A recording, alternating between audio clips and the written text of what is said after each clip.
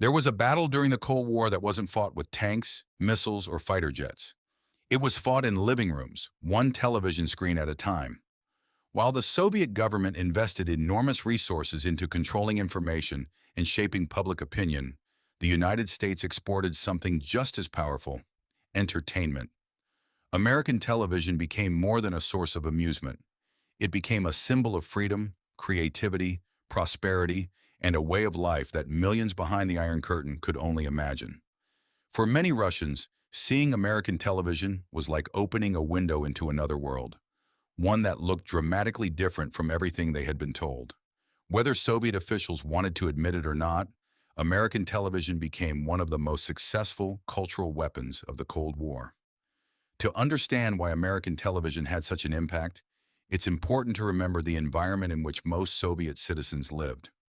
Television in the Soviet Union was heavily controlled by the state, and nearly every program had a political purpose, whether it was news, documentaries, educational broadcasts, or entertainment. Programming was expected to reinforce socialist values and promote loyalty to the government. Variety certainly existed, but creative freedom was limited by censorship, and producers always had to consider what the Communist Party would approve. Meanwhile, American television developed in a completely different environment. Competition between networks encouraged creativity, personalities became celebrities, and producers constantly searched for new ways to entertain audiences. The result was an industry that appeared energetic, colorful, and surprisingly spontaneous when viewed from the Soviet perspective. One of the first things that surprised many Russians who became familiar with American television was the style of late-night talk shows. Programs hosted by charismatic comedians featured lively monologues, celebrity interviews, comedy sketches, live music, and spontaneous conversations. Soviet viewers were often fascinated by how relaxed these programs seemed compared to traditional Russian television. Hosts joked about current events, laughed with guests, and created an atmosphere that felt informal rather than carefully scripted. While many of these exact programs were never officially broadcast across the Soviet Union, Russia eventually developed similar entertainment formats inspired by Western television, adapting them to local audiences while maintaining stricter editorial control. Official attitudes toward American television, however, were far less enthusiastic. Many Russian nationalists and conservative voices argued that American television represented everything they believed was wrong with Western culture.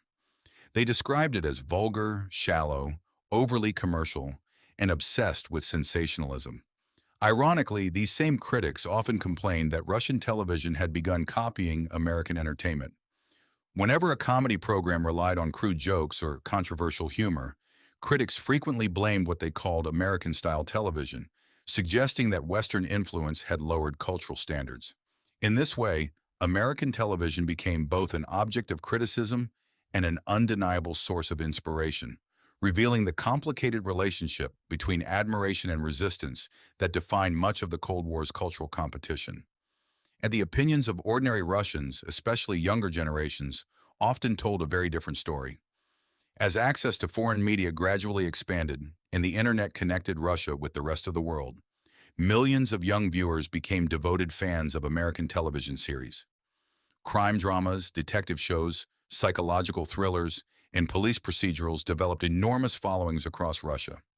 Series like Monk, The Mentalist, Psych, Castle, Bones, and Criminal Minds attracted loyal audiences who eagerly waited for every new season.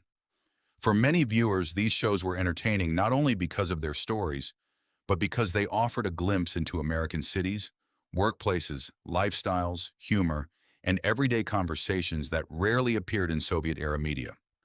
The popularity of these programs also demonstrated one of America's greatest strengths during and after the Cold War: soft power. While governments debated ideology and military strategy, American filmmakers, writers, actors, and television producers were quietly shaping opinions across the globe.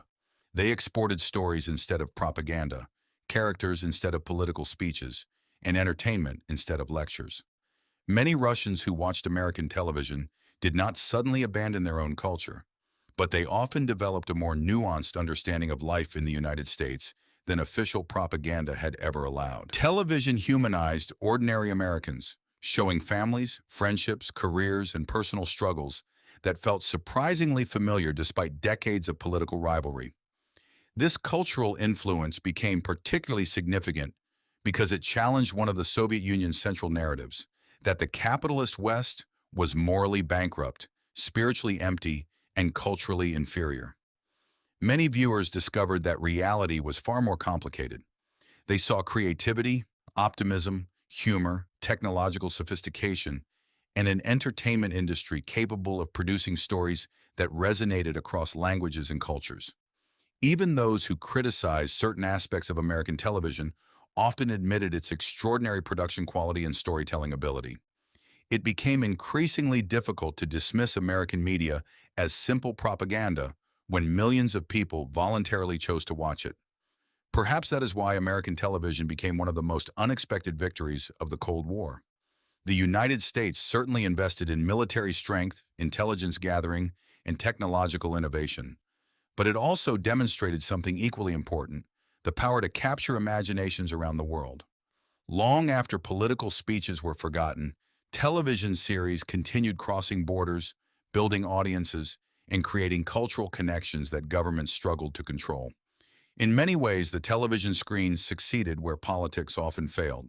It allowed ordinary Russians to see another side of America, not through official statements or diplomatic negotiations, but through stories that entertained, inspired, and sometimes completely challenged everything they thought they knew. Looking back today, the debate over American television reveals something larger than entertainment. It reminds us that the Cold War was never only a contest of weapons or ideology. It was also a competition for hearts, minds, and curiosity. While walls, censorship, and propaganda tried to divide two worlds, television quietly built bridges between them. And in that silent cultural battle, America's greatest advantage may not have been what it said about itself, but what millions of people chose to watch for themselves.